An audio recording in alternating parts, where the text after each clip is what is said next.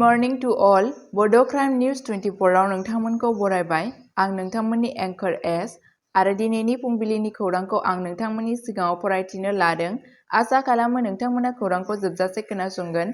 गिबि खौराङावनो दङ 16 बोसोर बैसोनि समाज सिबियारि गोथै सहखौ क'क्राझार मेडिकेल कलेजाव दान उदारतानि मोनसे मख'जाथाव खामानियाव बङाइगावनि 76 बोसोर बैसोनि समाज सिबियारि तुषार कान्ति दासनि नखरा दिनै सिगाङाव रुंसारि जाखांनायनि उनाव बिथांनि गोथै सहखौ क'क्राझार मेडिकेल कलेज आरो हस्पिटाल KMCS आव दान होदों। दास, जाय बिखानि जेंनाजों जुजिगासिनो दंमोन, फुङाव हार्ट एटेक जानानै थैदोंमोन।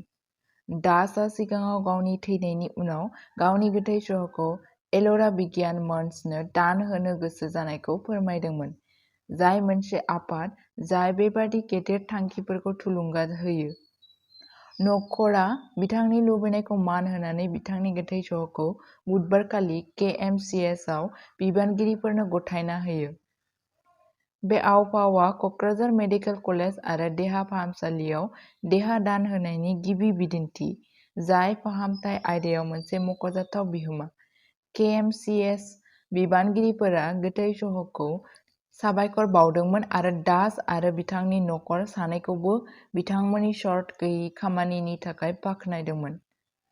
तुषार कान्ति दासनि सन्मानाव KMCS नि फरायसा आरो मावफारियाफोरा गुबुन गेदेमा सुबुंफोरजों लोगोसे बिबार बावनो आरो रुंसारि समाज सिबियारिखौ मान बावनो थाखाय ज' जादोंमोन।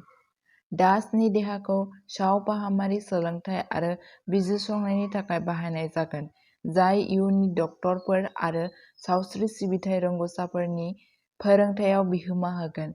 बिथांनि नखरनि गावनि लुबैनायखौ जाफुंहोनो थिरांथाया गुबुनफोरनि थाखाय समाजनि मुलाम्फानि थाखाय बेबादि मोनसे मोजां हाबा साननायनि मोनसे बिदिन्थि गायसनदों। नैथि खौराङावनो दङ आग्रा पुलिसआ आसामनि आइजोखौ जिनाहारि खालामनाय सानै सुबुंखौ खादों।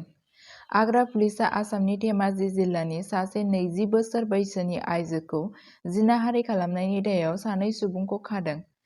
दायआ बै समाव जादोंमोन जेब्ला बुथारजानाय आइजोआ केरेलायाव गावनि फंबायखौ लोगो हमनो थांगासिनो दंमोन। पुलिसनि बादिब्ला गाग्लोबजाग्राया ट्रेनजों दिल्लीनिफ्राय केरेलासिम दावबायगासिनो दंमोन। गावनि केरेला थांग्रा ट्रेनआ गोबाव जानायनि जाहोनाव बियो दिल्ली रेलवे स्टेशनाव नेगासिनो दंमोन, जेब्ला पुनेनि थागिरि 25 बोसोर बैसोनि मनज गायक'डआ बिथांजों सोमोन्दो लादोंमोन। मनजआ अजद होनाय बादियै गाग्लोबजाग्रा आइजोजों लोगो जादोंमोन आरो बिथांजोखौ आग्रा थांग्रा ट्रेनआव गाखोनो थाखाय राजि खालामदोंमोन। आग्रा सौहैनायनि उनाव दायनिगिरिया आइजोखौ किरौलियाव लाबोयो आरो बिखौ गावनि लोगो कान्हानि न'आव लाना थाङो। पुलिस रिपर्टआव बुंनाय जादोंमोन दि मनजआ गिबियाव कान्हानि न'आव गाग्लोबजाग्राखौ जिनाहारि खालामदोंमोन। अखानायै मोनायाव कान्हायाबो आइजोखौ अजद गाग्लोबजाग्रानि सावफाहामारि आनजादआ आबुं जाबाय आरो बिथांजोनि बिबुंथिखौ बिजिरसालिनि सिगाङाव रेबगान्थिनाय जागोन।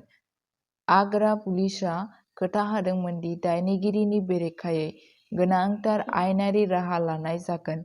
आग्रा पुलिसआ बुंदों, जों सानै सुबुंखौ खाबाय आरो जाथायनि सायाव मोजाङै नायबिजिरगासिनो दं।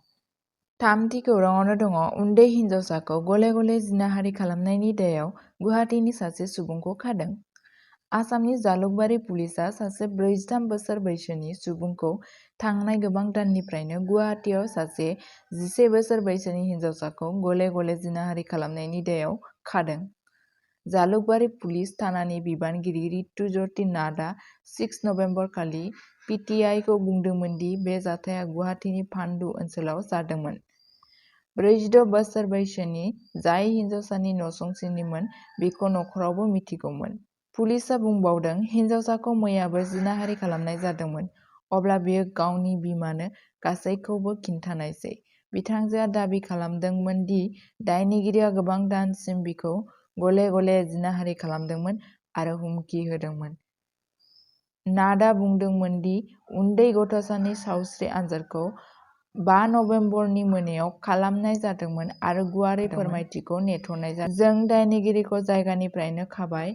पक्सक' आरो BNS नि गुबुन गुबुन धोरोमारिफोरनि सिङाव मोनसे केस रेजिस्टार खालामनाय जादों।